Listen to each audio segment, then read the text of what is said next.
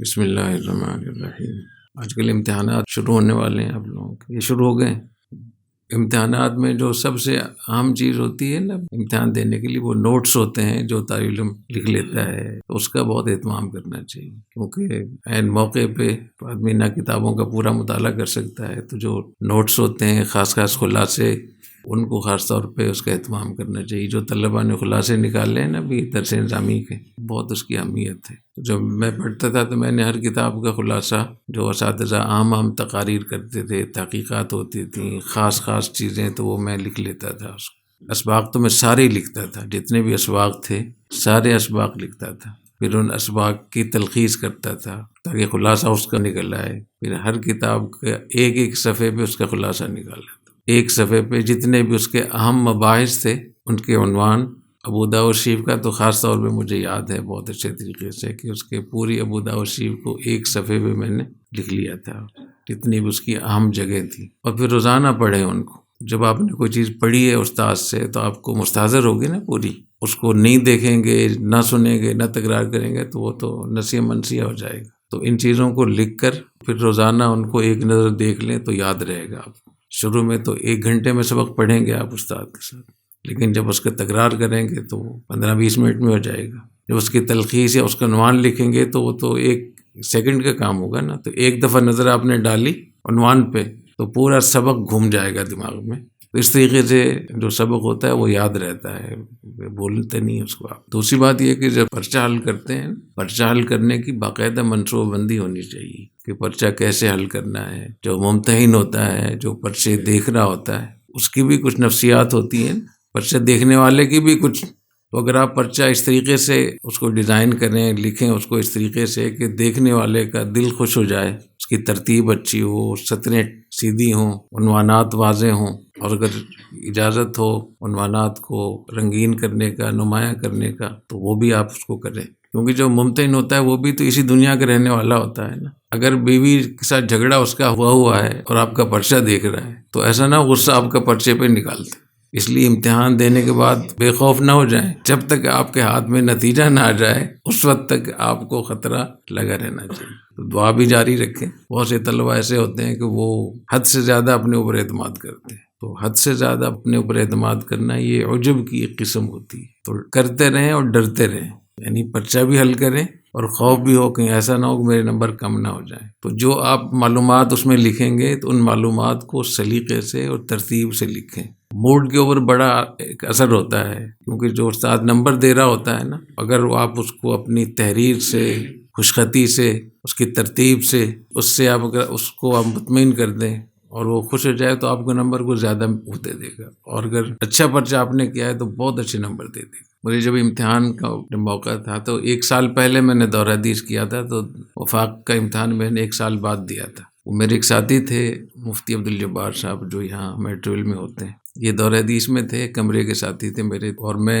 دوسری کتابیں جو تکمیل کی کتابیں ہیں، جو آج کل تو آپ لوگ یہاں کسی مدرسے میں وہ نصاب میں بھی شامل نہیں ہیں، رسالہ قطبیہ، امور عامہ، حمداللہ، صدرہ، شمس بازغہ، یہ آپ لوگ پڑھتے ہیں؟ تو یہ اب نہیں ہے، یہ سب چیزیں، یہ سب کتابیں الحمدللہ مجھے پڑھنے کا موقع ملا۔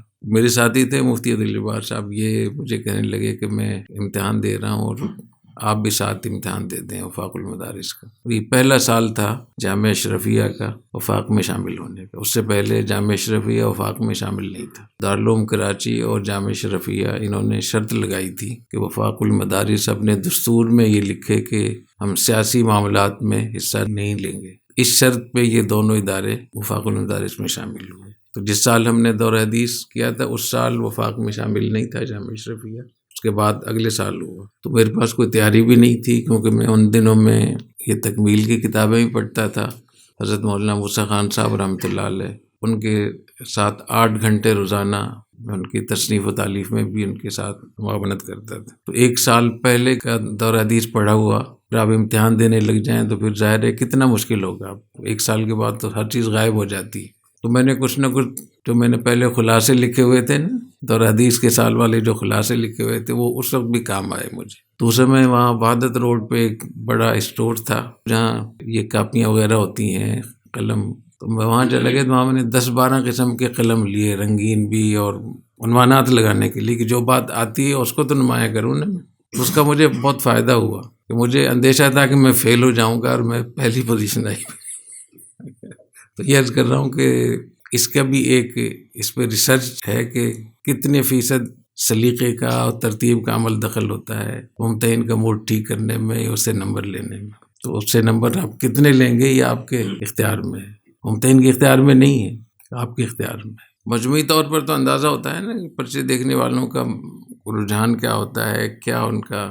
تو اپنے پرچے پہ پوری محنت کیا کریں. ایک تو محنت وہ ہے نا جو امتحان کی تیاری ہے، ایک ہے اس کی امتحان کی تیاری کے ساتھ ساتھ اس پرچے کو کیسے بھرنا ہے، کیسے اس کو کرنا ہے. جو چیز زیادہ اچھی طریقے سے آتی ہے اس کو پہلے لکھ دیں، اگر پابندی نہیں ہے تو اس کو پہلے لکھ دیں تاکہ پہلے ہی اس ممتحن کو تھوڑا مطمئن کر دیں. وفاق المدارس کا جب امتحان شروع ہوا، 2 امتحان اکٹھے ہو گئے میرے. ایک تکمیل کا امتحان اکٹھا ہو گیا اور انہی دنوں میں پھر آگے وفاق المدارس کا امتحان بھی. تو میں نے پھر وہاں درخواست کی اپنے وہاں بڑے اساتذہ سے جو منتظمین تھے کہ میرے دونوں امتحان اکٹھے ہو گئے ہیں، تو میں پہلے وفاق کا پرچہ لکھوں گا اور جلدی جلدی پرچہ لکھ کے پھر آگے دوسرے امتحان میں شریک ہو جاؤں گا. تو الحمدللہ جامعہ اشرفیہ نے ایسی ترتیب بنا دی میرے لیے کہ جو تکمیل کی کتابوں کا امتحان تھا وہ چونکہ زبانی ہوتا تھا تو میں دونوں اس میں حصہ لیا الحمدللہ. ایک ہی وقت میں 2 امتحان دیے وفاق المدارس کا بھی.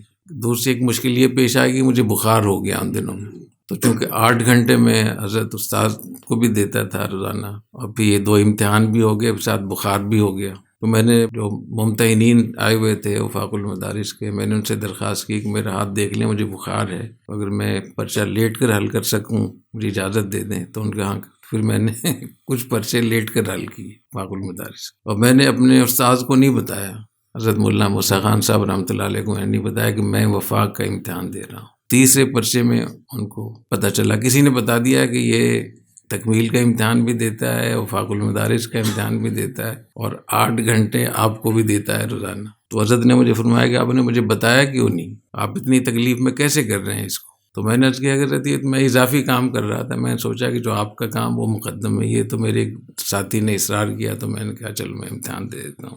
تو حضرت نے پھر مجھے اپنا قلم دیا، مولانا موسیٰ خان صاحب رحمۃ اللہ علیہ نے اپنا قلم دیا اور مجھے فرمایا کہ میں اپنا ہاتھ آپ کو دے رہا ہوں. میرے خیال میں جو میرے نمبر آئے تھے نا میرے، وہ اسی کی برکت تھی. دعا بھی کی حضرت نے، اور 8 گھنٹے کے بجائے 5 گھنٹے پھر کر دیے کہ ان دنوں میں 3 گھنٹے مجھے وہاں سے وہ مل گئے. یہ سنانے کا مقصد یہ ہے کہ تھوڑی سی ہمت کیا کریں، کوشش کیا کریں، جب کسی کا کوئی واقعہ سنیں تو اس سے فائدہ اٹھائیں. جزاکم اللہ. سبحانک اللہم و بحمدک، اشہد ان لا الہ الا انت، استغفرک و اتوب.